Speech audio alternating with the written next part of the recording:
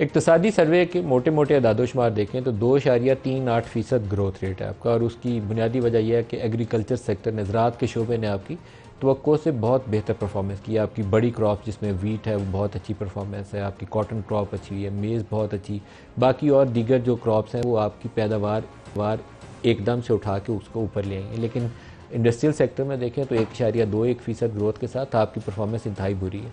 तो ये नंबर्स अगर आप लेकर जाएं और साथ अपनी जो आबादी के बढ़ने की रफ्तार है उसके साथ मुवाजना करें, और साथ जो मुल्क के अंदर महंगाई है पिछले चंद सालों से उसको साथ मिला के देखें, तो इसका मतलब ये है कि हम इकॉनमी को आगे नहीं ले जा रहे बल्कि पीछे की तरफ धकेल रहे हैं इसको मुसलसल। ये तीसरा चौथा साल होगा कि इन्फ्लेशन हाई है, आपकी ग्रोथ रेट बहुत थोड़ी है, और पॉपुलेशन की ग्रोथ रेट से या कम है या उसके करीब तरीन है, उससे ज़्यादा नहीं है। तो इसका मतलब ये होता है कि आपकी बेरोज़गारी भी बढ़ रही है, आपकी महंगाई भी बढ़ रही है, और आपकी इकॉनमी नीचे जा रही है, ऊपर नहीं जा रही है। तो आपको कुछ ऐसी रिफॉर्म्स करने की ज़रूरत है, कुछ ऐसी मनसूबाबंदी करने की ज़रूरत है कि आपकी ग्रोथ रिवाइवल हो। आप 5-6% की ग्रोथ की शरह जो है सालाना बुनियादों के ऊपर, उसकी तरफ अपनी मनसूबाबंदी करें। लेकिन पिछले चंद सालों में ये हुआ कि जैसे ही हम 5-6% पे जाते हैं तो एक और बड़ी बुराई जो हमारे गले में आ लटकती है वो है करंट अकाउंट डेफिसिट। आपको डॉलर्स चाहिए उस डेफिसिट को फाइनेंस करने के लिए, और वो हमारे पास होते नहीं है। फिर हम भागे भागे IMF के दरवाजे पे जाके खड़े हो जाते हैं कि हमें कर्जा दो। जब तक IMF कर्जा नहीं देता तो ना कोई मल्टीलैटरल एजेंसी, ना कोई बाईलैटरल आपका दोस्त मुल्क अब आपको पैसे नहीं देता।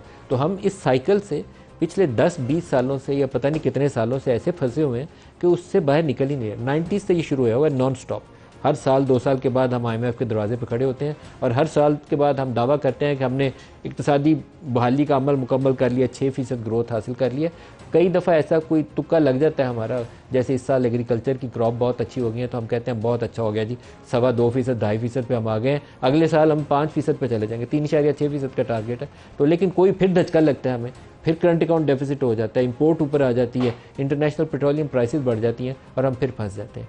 और नतीजा क्या है, इस वक्त पाकिस्तान में डिवैल्यूएशन रुपये की बायस और आपकी इन्फ्लेशन के बायस आपने पॉलिसी रेट इतना ऊपर कर दिया हुआ था कि जितने आपने टैक्स इकट्ठे किए हैं सारे आपने इंटरेस्ट पेमेंट्स की मद में दे दिए, और आपके पास कुछ भी नहीं है। आप बैंकों से उधार पैसा लेते हैं बैंकों का कर्जा वापस करने के लिए। यहाँ आज हम खड़े। तो आज के प्रोग्राम में हम इन इश्यूज़ को डिस्कस करेंगे कि हमारे पास वे फॉरवर्ड क्या होना चाहिए, बजट के अंदर किन इकदामात की तवक्को करनी चाहिए या क्या होना चाहिए,